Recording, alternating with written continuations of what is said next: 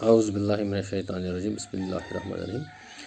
Class 12 student, subject physics. Topic है moving coil galvanometer. Moving coil galvanometer से बच्चों आपके जहन में आया होगा, समझ होगा कि ये एक डिवाइस है जिसमें कॉइल मूव करती है। और जो गैल्वेनोमीटर है ये हमें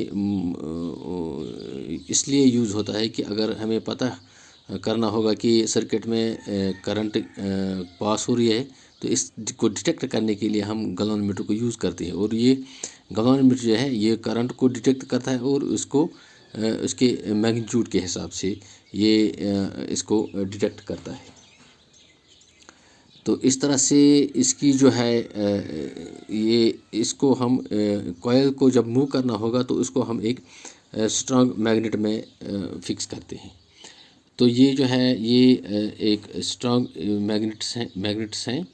इनको हम कहेंगे सर्कुलर मैग्नेट्स, कि ये दूसरे टाइप के होते हैं ये सर्कुलर मैग्नेट्स, ताकि इसमें से जो मैग्नेटिक फील्ड पैदा हो, मैग्नेटिक फील्ड क्रिएट हो, वो रेडियल टाइप का हो, रेडियल टाइप का हो, that bends to towards its centre. तो इस तरह से हम एक सिलेंडर टाइप का एक पीस लेते हैं, उस पे हम कॉइल को बांध देते हैं। इस तरह ये हमने इस पे कॉइल बांध दी है। तो इस कॉइल को हमने एक स्प्रिंग के साथ यहाँ बांधा है। तो ये जो हमने लाइन्स जो दिखाई हैं हमने यहाँ से, ये मैग्नेटिक फील्ड को रिप्रेजेंट करती है और ये रेडियल टाइप की हैं, क्योंकि हमने जो मैग्नेट इसमें यूज़ किया है उसका जो ये है नॉर्थ और ये है इसका साउथ साइड।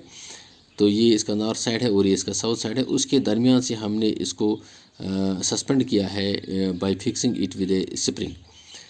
तो ये जो है ये हमने यहाँ ये इसके दो टर्मिनल्स हैं, ये टर्मिनल 1 है, टर्मिनल 2 है, इसको सर्किट में जोड़ने के लिए। तो ये जो यहाँ से हमने एक सेमी सर्कुलर ये दिखाया है, यहाँ इस पे नंबरिंग लगी हुई है। इससे हमें पता चलता है कि मैग्नेटिक सर्किट में करंट जो है वो कितनी पास हो रही है। तो इस तरह से ये जो नीडल है ये उतना डिफ्लेक्ट होगी। तो यहाँ से इस मैग्नेट से यहाँ एक स्ट्रॉन्ग जो है मैग्नेट क्रिएट होगा, यहाँ एक strong magnet external magnetic field create होगा। तो इस तरह से ये स्ट्रॉन्ग मैग्नेटिक फील्ड जो है ये इस तरह से हमने क्रिएट करना है, ताकि ये जो है ये कॉइल जो है ये मूव होगी जब हम इसको सर्किट के साथ जोड़ देंगे। तो इस तरह से अगर हम इसको इसकी व्यू जो है ये साइड व्यू जो हमने बनाई है, अब इसका अगर हम टॉप से देखेंगे तो टॉप से ये जो है ये इसका इस पाथ ये जो है सरफेस दिखाई देगी, ये सरफेस ये सर्कुलर है।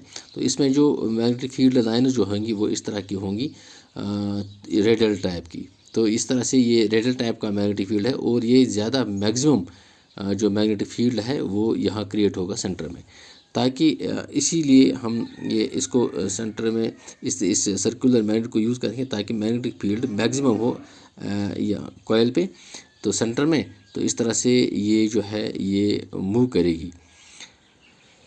तो ये इसकी जो है ये इसकी जो है बनावट है, कंस्ट्रक्शन है। अब ये काम कैसे करेगा, अब इसको करना है। अब इसको वर्किंग इसकी क्या है, तो जब हम इसको सर्किट में जोड़ देंगे, यानी कि through the terminal T1 and T2, तो यहाँ करंट पास होगी। तो जब ये करंट पास होगी तो यहाँ एक्सटर्नल मैग्नेटिक फील्ड है और यहाँ करंट पास होने से इस कॉइल में भी अपना मैग्नेटिक फील्ड पैदा होगा। तो दोनों मैग्नेटिक फील्ड्स का जो इंटरेक्शन है उसमें से उसकी वजह से इस पर एक टॉर्क लगेगा। तो टॉर्क की वजह से ये मूव करेगा। तो टॉर्क की वजह से ये मूव करेगा।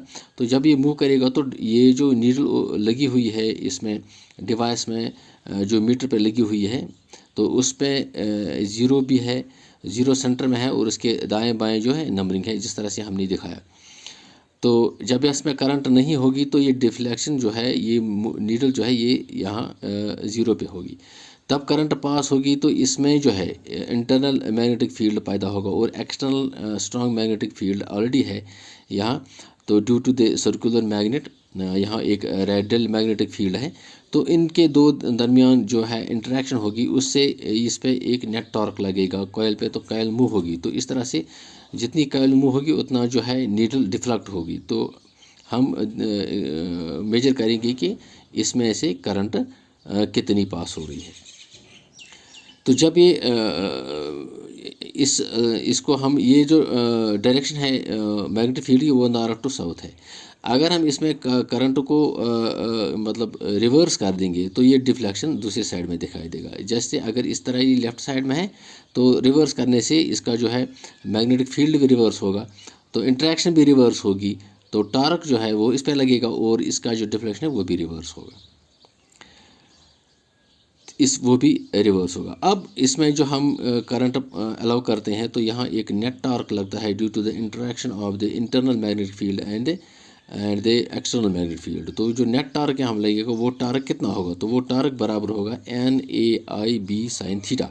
तो N जो है ये नंबर ऑफ जो है कॉइल्स, और I करंट है, और A जो है एरिया, B जो है मैग्नेटिक फील्ड, और साइन थीटा, थीटा यहाँ जो है ये एंगल है। जैसे ये अगर हम मान लेंगे ये पहले 0 पे था नीडल, अब ये डिफ्लेक्ट होगा when the current passes through the coil, तो due to the net torque ये जो है ये डिफ्लेक्ट होगा। तो जहाँ पे ये जो मैग्नेटिक फील्ड जो बैलेंस होंगे तो वहाँ तो नीडल को रुकना है। तो इस तरह से इस पोजिशन पे इसका जो है ये कितना डिफ्लेक्ट हो गया, तो उस चीज़ को हम जो है फाई कहते हैं। और थीटा जो है ये थीटा एंगल है एरिया वेक्टर और मैग्नेटिक फील्ड के दरमियान। तो इस तरह से अगर मान लीजिए ये जो है अगर डायरेक्शन होगी मैग्नेटिक फील्ड की ये, तो यहाँ एरिया वेक्टर की नीडल यहाँ होगी, तो ये डिफ्लेक्शन यहाँ दिखाएगा। अगर मान लीजिए मैग्नेटिक फील्ड की डायरेक्शन ये है, ये सरफेस है, तो इस तरह से डायरेक्शन इसकी दूसरी तरफ होगी।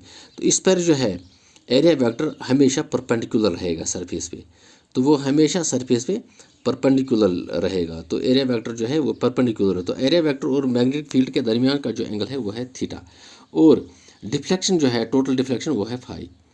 तो इस तरह से ये जो इस पे नेट टॉर्क लगता है वो है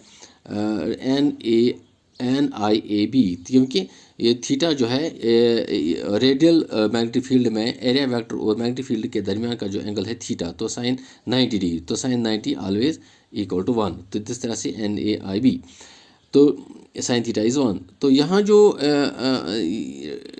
ये जो टार्क स्प्रिंग में रहता है, क्योंकि स्प्रिंग ज़्यादा टाइट नहीं होती है, इसको थोड़ा लूज़ करना पड़ता है ताकि ये मूव इजीली करे। तो उसमें जो टार्क पैदा होगा तो वो है torque inside the spring.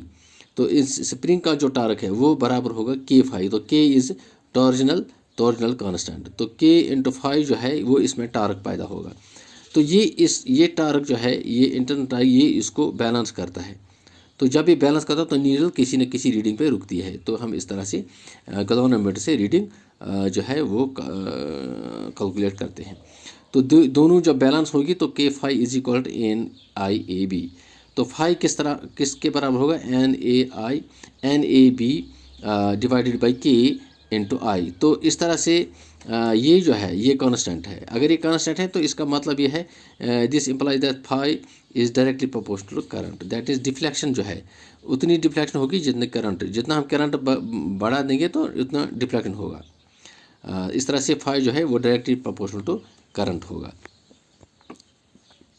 Moving coil galvanometer में। तो ये तो है, ये डिफ्लेक्शन है।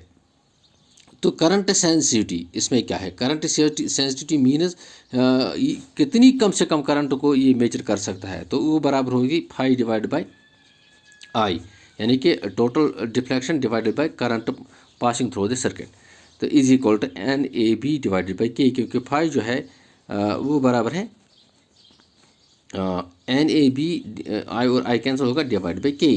और इसी तरह से similarly we can use for voltage sensitivity. तो वोल्टेज सेंसिटिविटी में आई की जगह V होगा, that is phi divided by IR। यहाँ जो है फाई डिवाइडेड बाई IR, क्योंकि वोल्टेज जो है वो IR के बराबर है।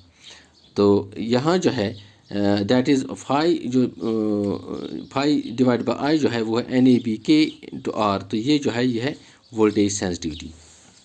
इस तरह से हम जब इसको सर्किट से सेपरेट करते हैं, सर्किट से डिस्कनेक्ट करते हैं, तो ये जो नीडल है ये फिर से 0 पे आएगी। तो इस तरह से हमने आज जो है मूविंग कॉइल गैल्वेनोमीटर की जो है कंस्ट्रक्शन वर्किंग आज सीख लिया इस वीडियो में। बच्चों इसको नोट करके रखिए। Thank you.